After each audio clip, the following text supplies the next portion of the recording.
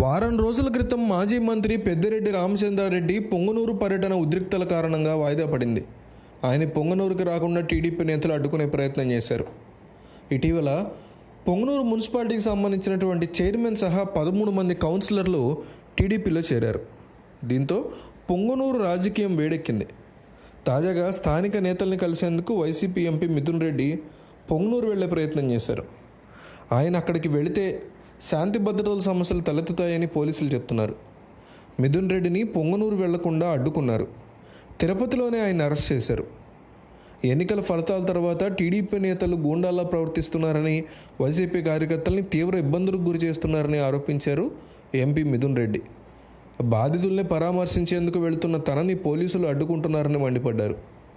ఒక ఎంపీగా తన నియోజకవర్గ ప్రజల్ని కలిసేందుకు వెళ్లే హక్కు తనకు లేదా అని ప్రశ్నించారు.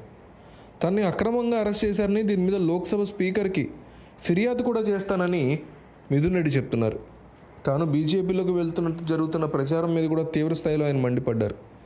కావాలనే తన మీద తప్పుడు ప్రచారం చేస్తున్నారన్నారు కదా. పెద్దిరెడ్డి కుటుంబాన్ని తిడితే పదవులు వస్తాయని కొందరు టీడీపీ నేతలు అనుకుంటున్నారని చెప్పారు. ఎన్ని అడ్డంకులు సృష్టించినా తాము ప్రజలకు అందుబాటులో ఉండి తీరుతామన్నారు మిథున్ రెడ్డి. కార్యకర్తలకు అండగా నిలబడతామన్నారు.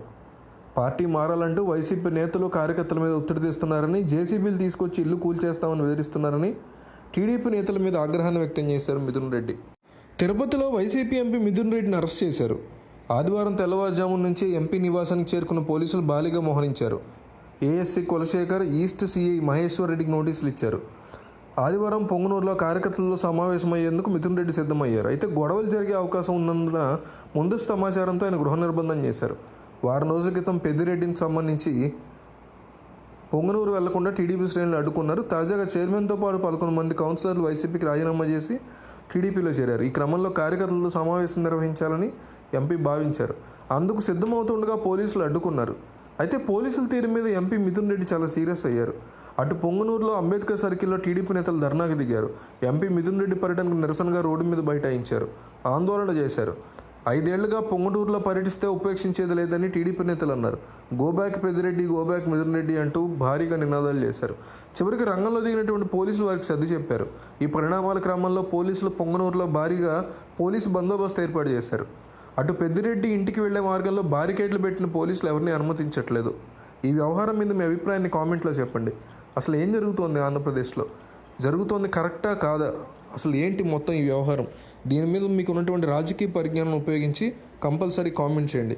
ఎందుకంటే ప్రజలకు తెలియాలి నిజాలు ఏంటనేది.